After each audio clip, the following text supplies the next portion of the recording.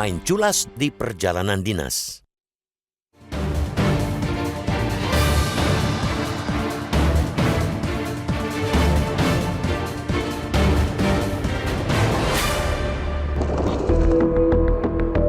Perjalanan dinas adalah hal yang dinantikan bagi sebagian pekerja.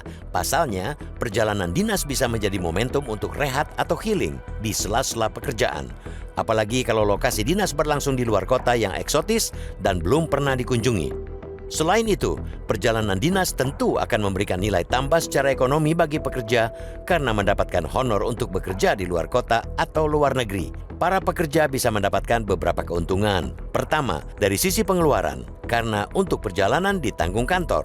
Kedua, dari sisi pemasukan, mendapatkan uang saku. Sayangnya, ada saja orang berpola pikir koruptif yang memanfaatkan momentum tersebut untuk memperkaya diri sendiri. Nilai rupiahnya mungkin tidak terlalu bombastis, tapi bisa dilakukan berulang kali. Bagi aparat sipil negara, besar atau kecilnya jumlah biaya perjalanan dinas yang diakal-akali tetaplah disebut korupsi. Itu tetaplah penyakit yang bila didiamkan akan menjadi pembenaran. Seperti temuan Badan Pemeriksa Keuangan atau BPK yang kembali mendapati penyimpangan belanja perjalanan Dinas Pegawai Negeri Sipil atau PNS sebesar 39,26 miliar rupiah pada 2023. Jumlah itu didapat dari 46 kementerian dan lembaga atau KL. BPK juga secara gamblang mengategorisasikan temuan penyimpangan itu, mulai dari ketiadaan bukti pertanggungjawaban terjadi di 14 KL, senilai 14,7 miliar rupiah. Ketidaksesuaian ketentuan dalam belanja perjalanan dinas terjadi di 38 KL, senilai 19,6 miliar. Perjalanan dinas fiktif terjadi di 2 KL, nilai 9,3 juta rupiah. Dan permasalahan lainnya di 23 KL, senilai 4,8 miliar.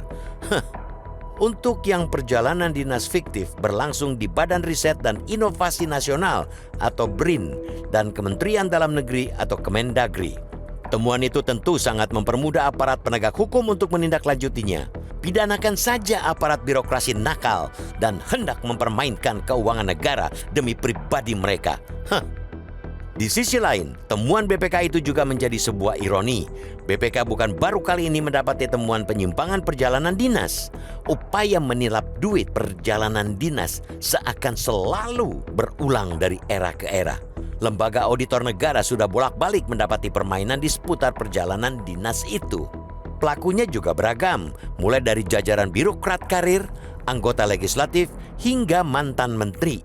Modus mereka juga 11-12 alias mirip-mirip, yakni membuat perjalanan dinas fiktif atau peserta fiktif perjalanan dinas.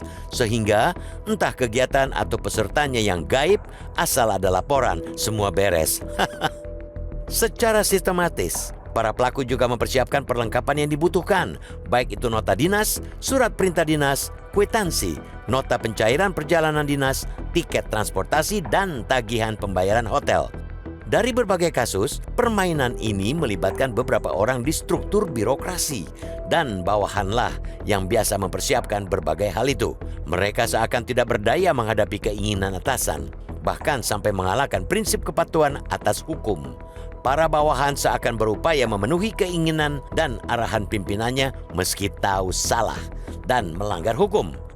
Maka birokrasi kita pun belum beranjak dari watak patrimonial, yakni serupa dengan lembaga perkaulaan. Hubungan mereka adalah antara gusti dan kaula. Bila terjadi korupsi di jajaran atasan, akan menjalar dan melibatkan sampai bawahan. Dengan kata lain, korupsi beramai-ramai. Dalam menangani korupsi massal, publik tinggal berharap pada kerja aparat penegak hukum.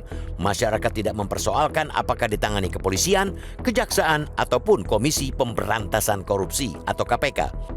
Nilai penyimpangan juga jangan dibandingkan dengan anggaran perjalanan dinas. Jangan sampai terjadi pembiaran, karena nilai penyimpangannya terkesan kecil secara presentase. Sekecil apapun yang disimpangkan adalah uang negara. Uang yang dikumpulkan dari rakyat juga. Di negara yang bersih dari korupsi, tidak ada toleransi perilaku korup berdasarkan besar kecilnya uang negara yang ditilep. Penegak hukum juga jangan sekadar menunggu bola memantul. Kini, aparat hukumlah yang menjadi kunci. Apalagi temuan BPK diyakini hanyalah fenomena gunung es. Masih banyak kejadian yang belum terungkap. Jangan cuma menjadikan jargon birokrasi bersih, sekadar slogan. Jadikan ia hidup dalam kenyataan.